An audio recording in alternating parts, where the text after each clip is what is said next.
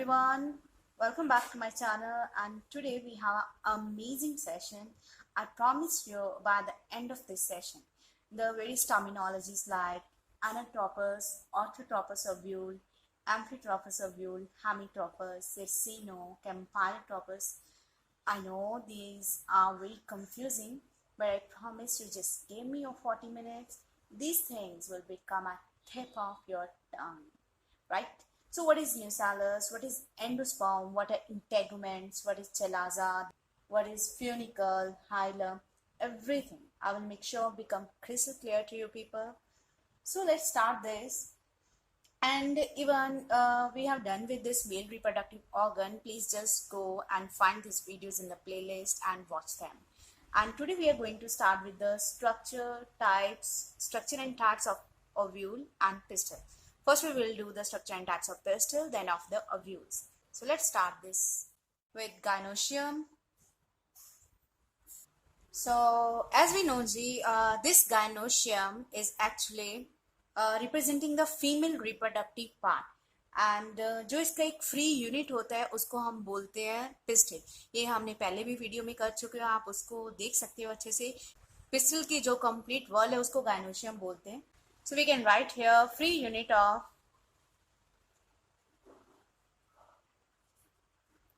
gynoecium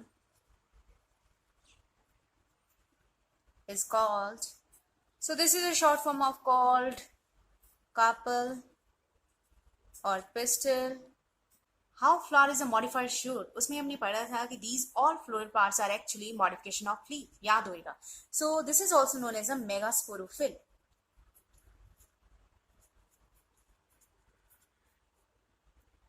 Right? So let's draw the structure of pistil, then we will discuss its parts.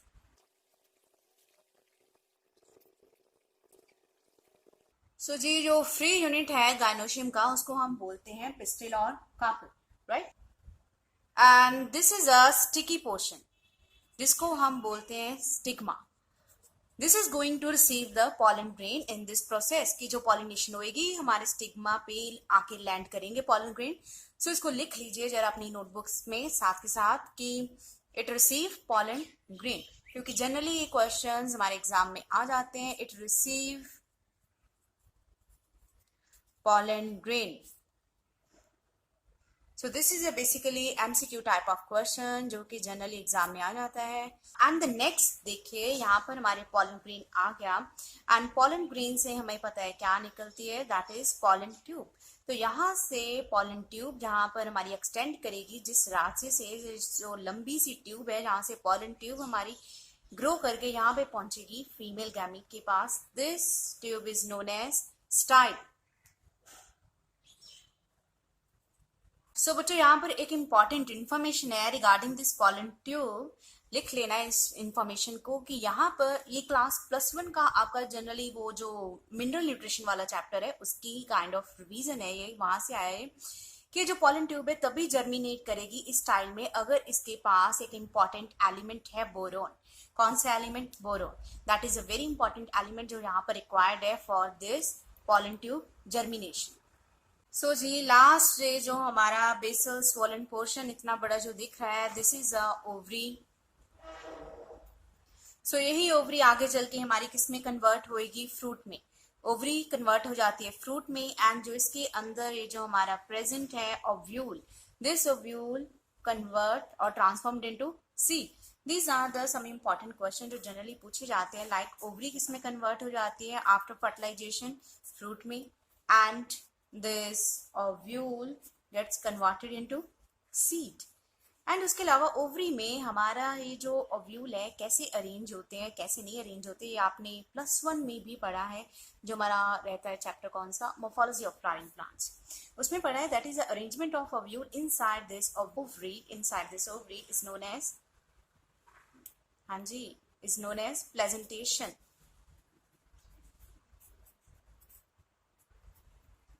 Clear? So again there is something important here regarding pollen tube, कि pollen tube की यहाँ पे growth नहीं होगी जब तक ये कुछ एंजाइम नहीं सिक्रीट करती. इसको अपना पैसेज क्रिएट करना है, यहाँ से निकलना है अगर स्टाइल वाले टिश्यू से और यहाँ तक पहुंचना है. तो पहुंचने के लिए ये एंजाइम वगैरह सिक्रीट करती है। तो उन एंजाइम का नाम क्या है जो एनसीईआरटी में मेंशन है? That's a very important enzyme regarding this. This is a pectinase. Pectinase enzyme. Clear? So this pectinase enzyme helps in the downward growth of the pollen tube. See class, this is a kind of a mind map कि आपने important चीजें याद रखनी है। Like stigma पे हमारे pollen grain land करते हैं। This is a kind of a MCQ type question बन सकते हैं। यहाँ पे स्टार्टिंग में पॉलन ट्यूब की ग्रोथ हो रही है। इस पॉलन ट्यूब की ग्रोथ के लिए सबसे इंपॉर्टेंट हमें एक तो बोरोन, बोरॉन यहाँ पर एलिमेंट चाहिए। उसके अलावा it secrete the pectinase enzyme and hydrolytic enzyme. This is also MCQ type of question जो अक्सर एग्जाम में पूछे जाते हैं। एंड उसके बाद जो हमारा लास्ट है ओवरी पोर्शन आ जाता है कि after fertilization ovary get converted into fruit and ovule किस में हो जाता है भाई? सीड में। अब यहाँ पर ये जो आपका +1 का ही थोड़ा रिवीजन है कि जो ओवरी के अंदर ओव्यूल कैसे अरेंज होते हैं उनको प्रेजेंटेशन बोलते हैं। इवन आपने तो +1 क्लास में ये भी पढ़ा था कि एक ब्रांच पे जो लीफ की अरेंजमेंट उसको क्या बोलते हैं? यहाँ पे लिख देते हैं भाई, उसको फाइलोटेक्सी बोलते हैं। Phyllotaxy that is arrangement of leaves on stem. And even flower की arrangement on its axis is known as inflorescence. So ऐसी कुछ चीजें याद रखा करो इनको। So this was actually kind of a basic revision regarding this style sigma ovary and their function. So let's come to the type of gynoecium, or you can say the types of pistil. Types of pistil, और जिसको हम क्या बोल सकते हैं? gynoecium. You should know the equivalent terms of all these. ये जो terminology है, इक्विवेलेंट टर्म्स हैं, ये जरूर पता होना चाहिए। पिस्टिल को हम कार्पल भी बोल देते हैं, एक इसको मेगास्पोरोफिल भी बोलते हैं, गाइनोशियम भी बोलते हैं। So they are basically monocarpellary and multicarpellary. देखो मल्टी में ही हमारा क्या आ जाएगा?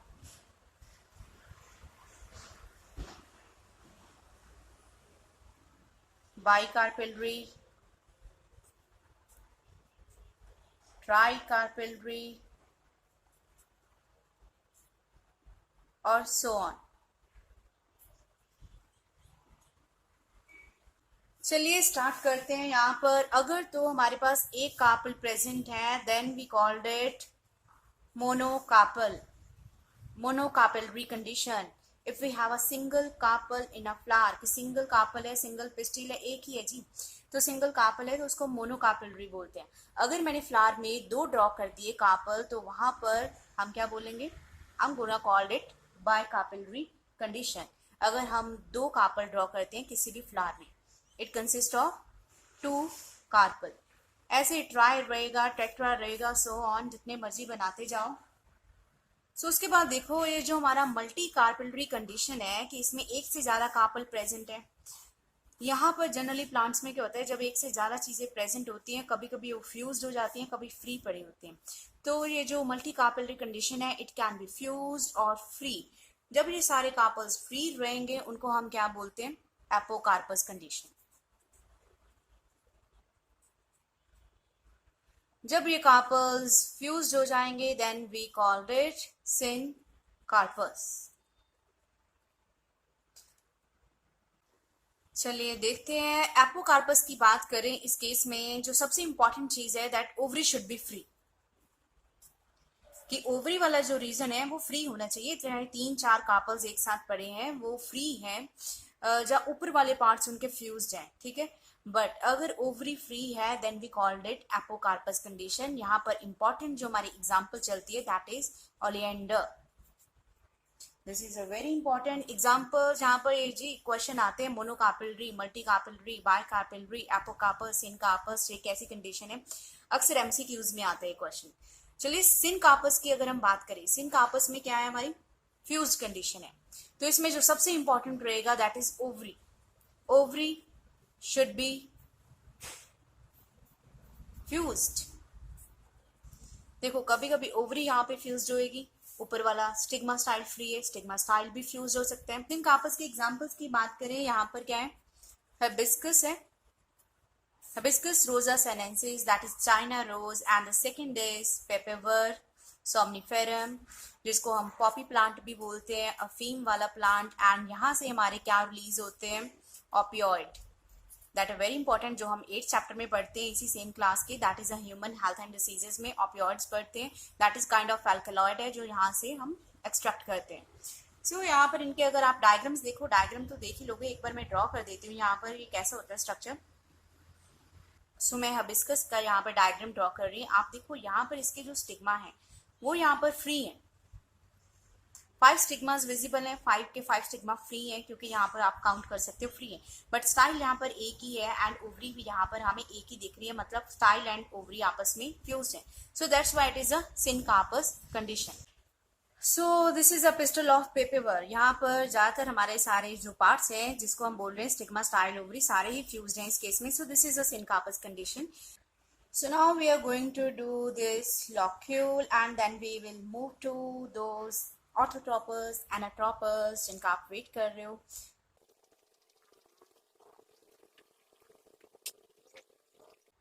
देखो अगर आप ओवरी का सेक्शन कट करते हो, उसे ट्रांसवर्स कट करते हो, तो उसमें जो आपको ये सारा अंदर स्पेस नजर आ रही है, दिस इज ओवेरियन कैविटी, उसको हम ओवेरियन कैविटी बोलते हैं, that is present inside the ovary. अब ओवेरियन कैविटी हमारी चैम्बर्स में डिवाइड हो सकती है, एक चैम्बर हो सकता है, 2 हो सकते हैं, 3 हो सकते हैं, दैट इज कितने भी चैम्बर हो उसके डिपेंड पे उसके हमने अलग नेमिंग करी हुई है। यहाँ पे फॉर एग्जांपल 3 चैम्बर आपको दिख रहे हैं, ये वाले यहाँ पे पार्टीशन करी हुई है। सो इन चैम्बर्स को हम बोलते हैं locules. So this is a locule. So यहाँ पर 3 चैम्बर है, so this is a trilocular ovary.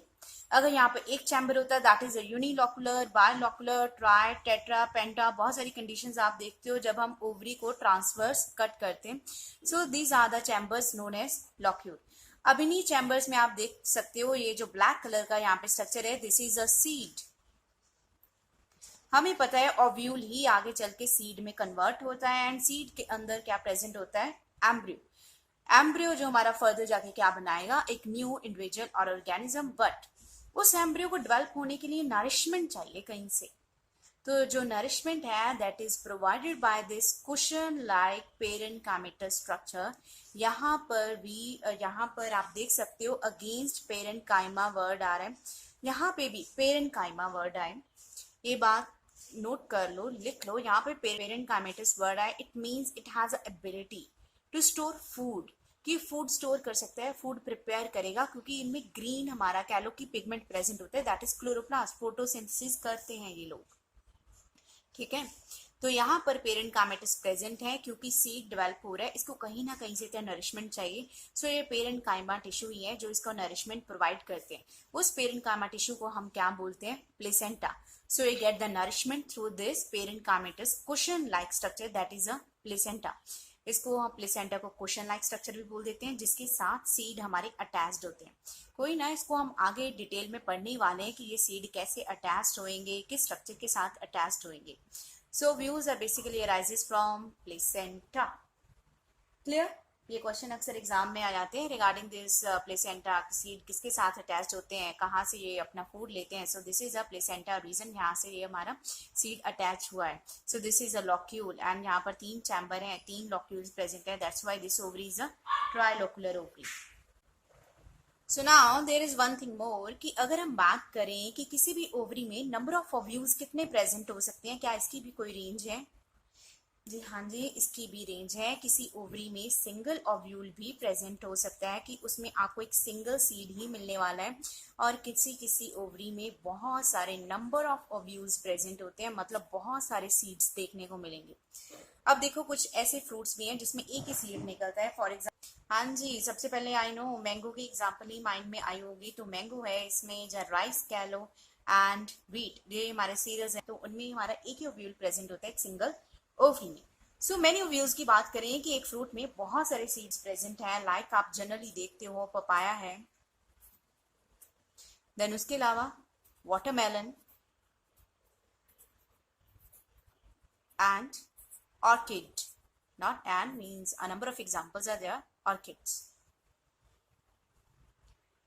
So say there is something important regarding this orchid. Orchid के सीड को जर्मिनेट करवाना बहुत डिफिकल्ट है. इतने डेलिकेट और वीक सीड्स होते हैं, जर्मिनेशन में बहुत ज़्यादा डिफिकल्टी होती है. यहाँ पर एक क्वेश्चन आता है नीट में इम्पॉर्टेंट. अगर हम बात करें, अब तो आपके सीबीएसई ने भी एमसीक्यू ऑब्जेक्टिव टाइप स्टार्ट कर दिए, तो उनमें भी ऐसे क्वेश्चन आ सकते हैं. सो क्वेश्चन वाज कि लाइक आप पपाया वाटरमेलन खाते हो, बड़ी आपको दिक्कत होती है क्योंकि नंबर ऑफ सीड्स प्रेजेंट होते हैं. सो आप ऐसा फ्रूट बनाना चाहते हो कि उसमें कोई सीड ही ना हो, कि आपको कोई दिक्कत ही ना हो उसको खाने में. What are you going to do to make it seedless? क्या करोगे इस वाटरमेलन और पपाया को सीडलेस बनाने के लिए? कौन सी प्रोसेस करोगे? ओके, जिसको भी आंसर मिल जाए प्लीज कमेंट सेक्शन में आंसर को लिख देना. And please must like, share and subscribe my channel. Now we come to the ovule part. We are going to do this structure of ovule. So this is also known as a megasporangium. Basically the integumented megasporangium. And जो यहाँ पर ये word है integumented, इसको जरूर याद रखना. इसका मीनिंग होता है कवरिंग. कहीं पर भी इंटेगुमेंट्स आ जाए it means a covering, that covering the megasporangium. For example, this is the ovary part. लीजिए ये ओवरी पार्ट है जिसमें हमारा ये जो ओव्यूल प्रेजेंट है, ओव्यूल, ठीक है. सो ये स्टॉक है जिसके थ्रू हमारा ओव्यूल ओवरी के साथ अटैच्ड है और ये ओव्यूल हैंग करता है स्टॉक के थ्रू. And this stalk is known as a funicle. यहाँ पे ओव्यूल के स्ट्रक्चर के रिगार्डिंग आपको कुछ चीजें याद रखनी है. First is funicle. इस फ्यूनिकल को आप बोल सकते हो this is a stock of ovule, कि जो हमारे इस ओव्यूल की बॉडी को ओवरी के वॉल के साथ अटैच करवाती है. सो अगर आप यहाँ पे ध्यान से देखो, ये स्ट्रक्चर ऑफ ओव्यूल में, इसमें ओव्यूल है, इसमें बेसिक दो पार्ट्स हैं. फर्स्ट इज दिस जो ग्लोबुलर ऊपर वाला पोर्शन है, this is known as a body. कि जो ऊपर वाला portion, this one is body. And ये जो स्टॉक है, this stalk is known as funicle. अब हम इस बॉडी वाले पोर्शन को पूरा जूम करके देखेंगे कि एक्चुअल में इसमें क्या स्ट्रक्चर्स प्रेजेंट हैं, कैसे ये सारे स्ट्रक्चर अरेंज्ड हैं.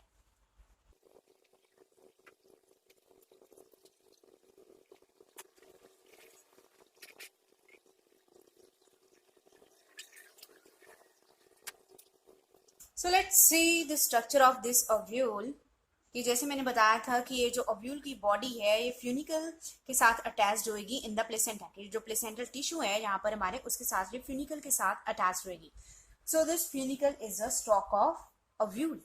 यहाँ पर ये जो हमने ये जो स्ट्रक्चर है इतना ये वाला जूम करके यहाँ पे बनाया है, तो इसके साथ एक थोड़ी सी स्टॉक वाला पोर्शन भी आएगा एंड बॉडी तो आएगी complete. So this is a stalk. जो आपको इतना स्ट्रक्चर विजिबल है, this structure, this is a stalk structure. So जिसके थ्रू हमारा ये जो ओव्यूल है ओवरी के साथ अटैच्ड होता है. This is a funicle. Now one thing more, कि ये जो फ्यूनिकल है आप देखो बॉडी के साथ कहाँ पर अटैच्ड है. इसकी जो अटैचमेंट है यहाँ पर इस रीजन में है, ये वाली, ये जो पूरी ओव्यूल की बॉडी है यहाँ से, एंड यहाँ पर ये हमारा क्या है, फ्यूनिकल अटैच है. सो ये जो यहाँ पर एक पॉइंट है जो जंक्शन क्रिएट होता है नेचुरल, कि जो जंक्शन है यहाँ पर जो फ्यूनिकल अटैच होता है हमारी ओव्यूल की बॉडी के साथ. So this junction is known as a hilum. So this junction is known as hilum.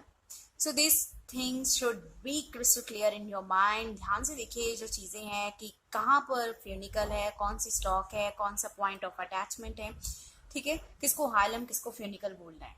The next, ये जो आप देखो कि ये जो फ्यूनिकल है यहाँ पर इसके ट्रांसफर सेक्शन में ये एक यहाँ पर स्ट्रैंड जा रहा है, this broadest strand. This is actually a vascular supply. कि जो हमारा डेवलपिंग ओव्यूल है इसको कहीं ना कहीं से नरिशमेंट तो चाहिए, ये नरिशमेंट यहाँ से जाएगा थ्रू वेस्कुलर सप्लाई. तो ये जो पूरी की पूरी फ्यूनिकल है जो ओव्यूल की बॉडी के साथ ऐसे फ्यूज्ड है, ये जो फ्यूनिकल बॉडी के साथ फ्यूज्ड है. फ्यूज्ड होने की वजह से यहाँ पर एक सीम लाइक लाइन सी बन जाती है, लाइन दिखने लग जाती है कि यहाँ पर हाँ कुछ अटैचमेंट है, अंदर कुछ प्रेजेंट है, वो उभर के आता है स्ट्रक्चर. सो उसी को हम बोलते हैं raphe. This is a रैफे.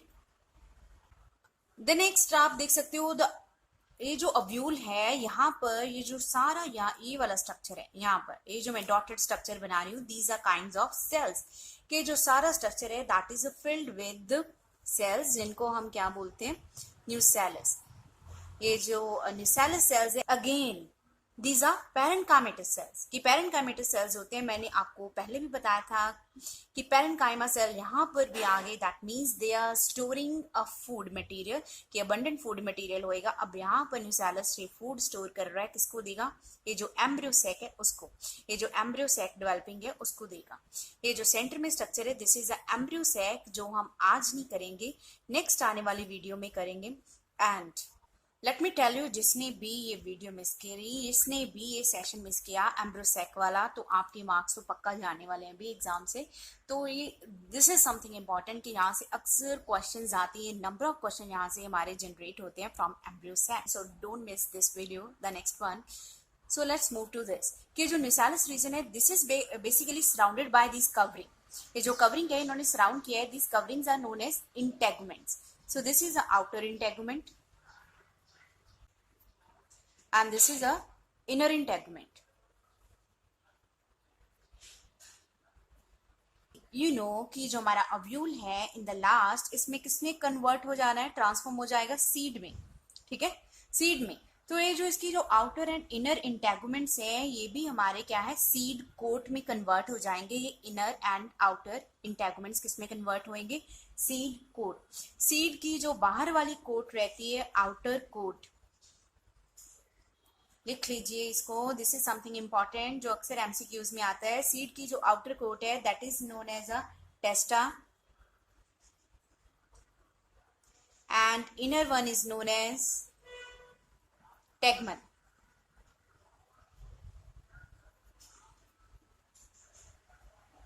So these are the seed coats that are derived from outer and inner integuments after fertilization, basically कि after fertilization ये सारा structure हमारा develop होएगा।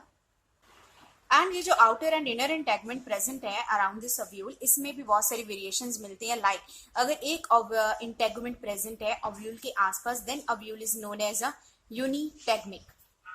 अगर दो इंटेगमेंट प्रेजेंट है लाइक दिस, कि आउटर एंड इनर दो इंटेगमेंट प्रेजेंट है ओव्यूल के आसपास, then it is known as a bitegmic structure.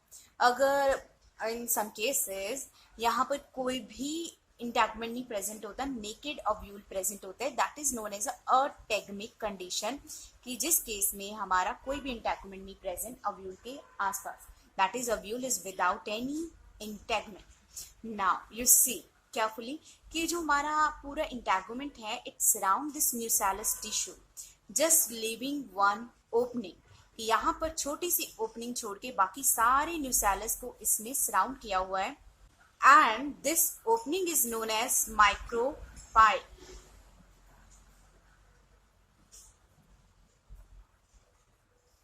See, this opening is known as micropyle opening, and exactly opposite to this, here is a chalaza gland. This is a chalaza. Chalaza is basically the base of ovule. You can say this is the basal portion or the base of ovule. ये जो chalaza है this is a basal portion, कि यहाँ से integument हमारे arise होते हैं। अगर एग्जाम में क्वेश्चन आ जाए कि जो आउटर एंड इनर इंटेगुमेंट्स हैं इनका ओरिजिन कहाँ से है, basically they originate from the chalaza end. So guys you need to understand this thing कि ओव्यूल की जो ओपनिंग है उसको हम माइक्रोपाइल बोलते हैं, एंड एग्जैक्टली जो माइक्रोपाइल के ऑपोजिट रहेगा दिस इज अ चलाजा। सो एक चीज हमेशा याद रखना, ये जो दो चीजें हैं माइक्रोपाइल चलाजा हमेशा ऑपोजिट रहेंगी, बट इनकी जो डायरेक्शन है कहीं पर भी हो सकती है। माइक्रोपाइल यहाँ पर नीचे है, तो इन हमें पता है, हमने नेक्स्ट अभी टाइप्स ऑफ ओव्यूल पढ़नी है, 6 टाइप्स बेसिक हैं जो, तो उसमें माइक्रोपाइल ऊपर भी हो सकता है, यहाँ पर भी हो सकता है, लेफ्ट में राइट में भी कहीं पे भी हो सकता है, बट हमेशा ये ऑपोजिट रहेंगे। सो 3 चीजें बहुत अच्छे से क्लियर होनी चाहिए, crystal clear, micropyle, chalaza and funicle कि ये कैसे प्रेजेंट है। This ovule, this is a anatropous ovule that we are studying. This is a anatropous ovule. I'm repeating कि जिसमें micropyle, chalaza ऐसे हमारे exactly opposite है, and funicle is present near the micropyle end. ये अगर 3 चीजें आपको क्लियर हैं, तो माइंड इट, जो बाकी की टाइप्स है वो ऑटोमेटिकली आपको क्लियर हो जाएंगी. सो आई थिंक आपको ये micropyle, funicle, chalaza, raphe I think clear हो गया है. Raphe that is created when this funicle fused lengthwise with the body of the ovule. So this raphe structure generated, क्योंकि यहाँ पर एक सीम लाइक स्ट्रक्चर है, एक लाइन क्रिएट हो जाती है, उभरी हुई लाइन होती है जो बाहर से विजिबल होती है ओव्यूल पे, कि यहाँ पर इसके नीचे वेस्कुलर स्टैंड सप्लाई प्रेजेंट है. तो ये क्या है, हमारा राफे स्ट्रक्चर प्रेजेंट है. एंड इन एम्ब्रियोसैक जो हमने सेल पढ़ने हैं, यहाँ पर हमारा एग सेल है, यहाँ पे सिनर्जीज है, and there are the 3 antipodal cells and the centre two polar nuclei that will study in detail in this embryo sac after megasporogenesis, जो हमारी नेक्स्ट वीडियो होगी. So please don't miss it. Please like, share and subscribe if you really like my videos. So let's move to the types of the ovule. Types of ovule में आपको 3 चीजें बहुत crystal clear होनी चाहिए जो मैंने बोली थी, चलाजा, माइक्रोपाल, फ्यूनिकल. इसके बेस पे ही वो सारा गेम घूमने वाला है जो 6 टाइप्स बनने वाली है. So let's move ahead. So next is the types of ovule. 3 things you have to keep in mind in this, that is micropyle, chalaza and funicle. इनकी पोजीशन, इनके बेस पे सारे यहाँ पर गेम ये चलने वाले हैं कि बेसिकली जो हमारी ओव्यूल की बॉडी की कॉन्फ़िगरेशन है in relation to this funicle, so उसके बेस पे ही हमारे ये टाइप्स ऑफ ओव्यूल बनते हैं. सो अगर आपने ऑर्थो वर्ड सुना हो, ऑर्थो का मीनिंग क्या होता है? So ortho is always related with the straightness, something कि हमने स्ट्रेटन करवाना है. सो इन दिस केस कि जो हमारा ऑर्थो वाला केस है, इस केस में क्या होता है, जो हमारी ओव्यूल की बॉडी है, ओव्यूल की बॉडी वी नो, ओव्यूल की बॉडी वी नो कि माइक्रोपाइल, चलाजा उसमें एक एक्सिस में रहते हैं, बट इवन फ्यूनिकल भी एक स्ट्रेट लाइन में रहेगा. Means all these 3 micropyle, chalaza, funicle will remain in a vertical line. That's why it is known as a orthotropous.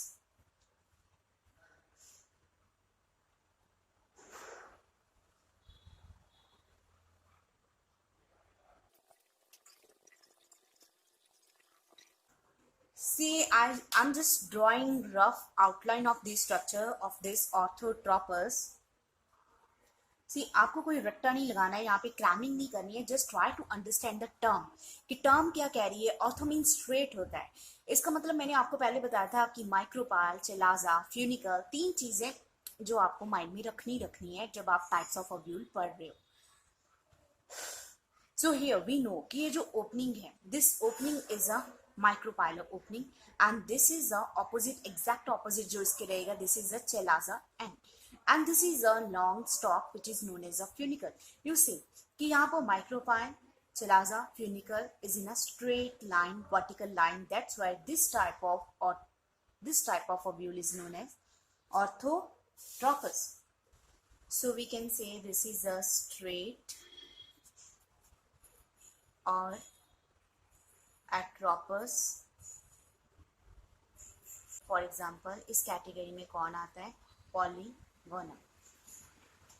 Polygonum ovule इस कैटेगरी में आता है हमारा. जस्ट ट्राई टू इमेजिन कि ये जो हमारा एक स्ट्रेट लाइन स्ट्रक्चर था, अब इस स्ट्रेट लाइन स्ट्रक्चर में ये वाला कैप आप बोल सकते हो कि यहाँ पर हमारा क्या था, ओव्यूल की बॉडी. अब इस बॉडी को हमने यहाँ पर 90 डिग्री पे बेंड कर दिया. So we can call it a half bend और hemi bend. So the next is a hemitropous ovule. So this hemitropous ovule, actually जो ovule की body है, that is forming a 90 degree angle with this funicle stalk. Means it is present at the right angle with the funicle. So इस case में हमारा micropyle, chalaza भी straight line में है, embryo sac भी स्ट्रेट लाइन में है, but funicle at right angle हमारा प्रेजेंट होएगा.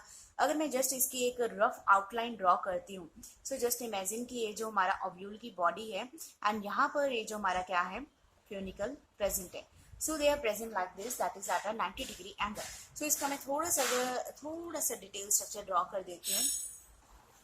See, I'm drawing a little bit detail of this structure कि ये structure कैसा रहेगा. See, this is an embryosac in the center and it is surrounded by this nucellus, and then we have this integument, that is a inner integument. Then we have this outer integument, and the stalk is attached here at a 90 degree angle. See, this is a micropyle, chalaza, they are in the straight line. Even this embryo sac is in straight line, and this funicle, this is a funicle that is present at a right angle to this structure. So जो भी ऐसा structure जो 90 degree पे rotate हो गया means half bend हो गया, that is a hemitropous. Just try to relate this thing with the term, कि टर्म से क्लियर होना चाहिए. Hemi means a kind of half. So this was a hemitropous. अगर आप बात करो कि हमने अभी इस केस में बॉडी को 90 डिग्री पे रोटेट किया, जब हम इस ओव्यूल की बॉडी को 180 डिग्री पे रोटेट करेंगे या इन्वर्ट कर देंगे तो क्या होगा. सो here I'm drawing this outline of ovule body, कि ovule की बॉडी यहाँ पे मैंने ड्रॉ कर दी है. एंड द नेक्स्ट कि यहाँ पर अगर मैं साइड बाय ये ड्रॉ करूँ कि यहाँ पर फ्यूनिकल ऐसे प्रेजेंट होएगा. सो मीन्स पहले हमने 90 डिग्री पे रोटेट किया था बॉडी को, अब यहाँ पर 180 डिग्री उसको इन्वर्ट ही कर दिया पूरी बॉडी को. सो this is a kind of a anatropous ovule. Ana means up or inverted. Ana is word always related with the inverted, or we can say up. This is also known as the inverted ovule. It is the most common type of ovule that even ये जो मैं यहाँ पर funicle separate दिखाई है, actual में ये funicle इसके साथ ही फ्यूज्ड हो जाती है, क्योंकि हम जनरली यही मोस्ट ऑफ द केसेज जो हमारी एंजियोस्पर्मिक 80% फैमिलीज हैं उनमें इस टाइप का ये ovule प्रेजेंट है. That is known as a anatropous ovule. Anatropous ovule. So ortho clear है, that is a micropyle chalaza funicle that is in the straight line. Hemitropus जिसमें half bent है, micropyle chalaza हमारा bent हो जाएगा, that is they forming a 90 degree angle. So इस type का structure that is hemitropus. Anatropus में पूरे का पूरा इन्वर्ट कर दिया, 180 डिग्री इन्वर्टेड है, 180 डिग्री रोटेशन होगी, that is anatropus kind of a view. So let's draw its structure little bit in detail. So this is the general structure of ovule. If you can see, this is a micropyle and this is a chalazal and this is a funicle. So in this structure you can see the hilum region, the point of attachment of funicle with the body. This is a hilum region, micropyle that comes very close to each other, and chalaza is at the opposite side. They are still in the straight line, and funicle is also present near the micropylar end. So means इसमें जो हमारा funicle है complete body के साथ fuse हो जाएगा, वो ऐसे अलग से नहीं present होएगा. It will get fused with the body, कि body के साथ ही fused हो जाएगा ये structure. So it will look like this. So this is the anatropus ovule, that is the most common. Question आ सकता है कि जो हमारा मोस्ट ऑफ एंजियोस्पर्मिक फैमिली में है कौन सा ovule प्रेजेंट होता है. So this is the most common type of ovule that is present in the around 80% of the angiospermic families. Clear. So अब इस स्ट्रक्चर पे मत देखिए, मुझे सुन लीजिए पहले कि एम्फीट्रोपस का मतलब ही क्या होता है. Amphi means both. एम्फी का मतलब ही बोथ है, मतलब एम्फीबियंस में भी आप पढ़ते हो कि those which can live on water and land, की दोनों जगह पे वो रह सकते हैं. एम्फीट्रोपस का पहले हमने जितने भी स्ट्रक्चर करे उसमें सिर्फ ओव्यूल की बाहर वाली बॉडी पे इफेक्ट पड़ रहा था, बट नाउ सी कि जो अंदर वाला एम्ब्रियो सैक है अब इस केस में वो भी कर्व्ड हो चुका है, वो भी हमारा क्या है स्लाइटली ट्विस्टिंग दिखा रहा है. आप देख सकते हो ये थोड़ा सा सेमी सर्कल स्ट्रक्चर है कि यहाँ पर पूरा हमारा 90 डिग्री भी नहीं है, 180 डिग्री पे भी नहीं है रोटेट हुआ, थोड़ा सा सेमी सर्कुलर स्ट्रक्चर है. 90 और 180 के बीच बीच में ये रोटेशन हुई है हमारे यहाँ पर. सो इस केस में इवन हमारा एम्ब्रियो सैक भी रोटेट होता है. दिस इज समथिंग इम्पॉर्टेंट कि in case of amphi both body and embryo sac both showing the curve and twist, कि दोनों में ये कर्व और ट्विस्ट आएगी. Okay, the next come to Circinotropus. And please guys, if you really like my video, please like, share and subscribe. अब एक और चीज यहाँ पे देखिए कि जो फ्यूनिकल है यहाँ पे पहले उसने कहीं पर भी कोई क्वाइलिंग, कोई ट्विस्टिंग, कुछ ऐसा नहीं दिखाया. वो जैसे जैसे बॉडी ऑफ ovule रोटेट कर रही थी वो वैसे वैसे उसके साथ घूम रहा था. अब यहाँ पे क्या हो रहा है कि जो हमारा पूरा फ्यूनिकल है वो 360 डिग्री राउंड ले रहा है भाई इस बॉडी के आसपास. सो यही इसमें इंपॉर्टेंट है. सिरसिनो का मतलब ही आपने पहले ये टेरिडोफाइट में क्लासिफिकेशन में भी पढ़ा होगा, प्लांट किंगडम की जो क्लासिफिकेशन करते हैं ना टेरिडोफाइट्स में, वहां पर आपने पढ़ा होगा ये सिरसिनो वर्ड, इसका मतलब ही क्वाइलिंग होता है.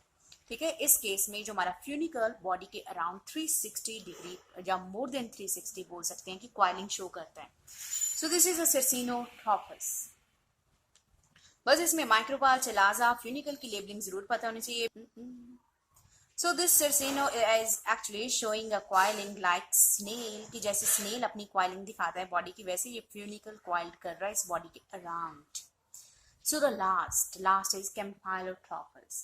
अब एक ही बचा है ये लास्ट में. Campylotropus is actually more or less resembled with hemianatropous. अगर हम बात करें it resembled with hemianatropous. अब ये मत बोलना कि मैम ये तो पढ़ा ही नहीं हमने कहीं पे अभी.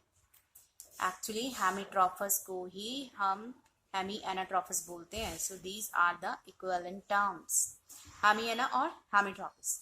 सो इस केस में भी हमारी ओव्यूल ऑफ बॉडी, अगर आप जनरल देखो कि ओव्यूल की बॉडी है ये और फ्यूनिकल ऐसे 90 डिग्री एंगल है, बट इस हेमी के केस में यहाँ पर ये स्ट्रेट लाइन में रहता है हमारा micropyle and chalaza. But in campylo case ये जो हमारी ओव्यूल की बॉडी है ये ऐसे क्या है, रोटेशन दिखाती है. सो यहाँ पर लिटिल बिट चेंजेस होते हैं. अब बोलोगे कि ये तो थोड़ा बहुत एम्फी के साथ भी रिजेंबल करता है भाई, कहाँ मना किया है. बट द थिंग इज यहाँ पर एम्ब्रियोसैक रोटेशन शो कर रहा है, यहाँ पर एम्ब्रियोसैक कोई रोटेशन नहीं शो कर रहा, यहाँ पे कोई ट्विस्टिंग नहीं है, यहाँ पर स्ट्रेट लाइन में है embryo sac with this micropylar end. ठीक है. So this micropyle, chalaza, funicle, ये तीनों हमारे जो मेन पॉइंट्स थे क्लोज आ जाएंगे. Micropyle, chalaza, funicle structure will come close to each other. So now these were the types of ovule. Got it everybody? I think you clearly understood all these types of ovules. And चलो इसका एक quick recap देख लेते हैं. So in this quick recap, you know, the first was ortho, then ana, then hemi, campylo, amphi, and cercinotropous. हमने 6 types पढ़े हैं ovules की. So the ortho means straight, जिसमें माइक्रोपाइल, चिलाजा, फ्यूनिकल स्ट्रेट था. Then एना में केस में हमारा पूरा का पूरा ओव्यूल इन्वर्ट हो गया था, that is at the 180 degree. Funicle भी इसके साथ फ्यूज थी. हैमी के केस में हाफ इन्वर्टेड था ovule, hemi half inverted 90 degree पे था. देन एम्फी के केस में, एम्फी की बात करें कि बोथ बॉडी एंड जो एम्ब्रियोसैक दोनों ही कर्व शो कर रहे थे. सरसिनो के केस में फ्यूनिकल हमारा पूरी बॉडी के अराउंड क्वाइलिंग शो कर रहा था. एंड दिस लास्ट कंपाइलो के केस में हमारी क्या थी, कंपाइलो रिजेंबल विद हेमीट्रोपस. बस उन दोनों में डिफरेंस क्या था, इसमें बॉडी इसकी थोड़ी सी कर्व शो करी है जिसकी वजह से माइक्रो, चिलाजा और फ्यूनिकल एंड हमारे एक दूसरे के आसपास आ जाते हैं. जबकि हेमी के केस में वो प्रॉपर 90 डिग्री एंगल पे रहते हैं, इसमें थोड़ी सी हमारी बेंडिंग होती है. एंड एम्ब्रियोसैक, माइंड इट, एम्ब्रियोसैक यहाँ पे कोई चेंजेस नहीं दिखा रहा है. So here are some questions, let's check your outcome. So the first question is body of ovule is attached to funicle at a point called, your first option is hilum, second is micropyle, third integuments, fourth is chalaza. Just think about it कि हमारा ovule है वो funicle के साथ attached है. Body of ovule is attached with funicle, eight which point, उस point को हम क्या बोलते हैं. एंड जो भी ऑप्शन आपको करेक्ट लगता है please mention it in the comment section and we will discuss in the next video. So next question is megasporangium is equivalent to. Mean ये जो टर्म हम मेगास्पोरेंजियम यूज करते हैं that is equivalent to, first option is embryo sac, second is ovule, third is fruit, fourth is nucellus. कि megasporangium ये जो term है किसकी इक्विवेलेंट है, इसका भी आंसर आप कमेंट सेक्शन में लिख दीजिए and we will discuss in the next video. Okay guys, stay tuned for the next video. You know it's very important embryo sac, उसके ऊपर बहुत सारे क्वेश्चंस आते हैं नीट बोर्ड में.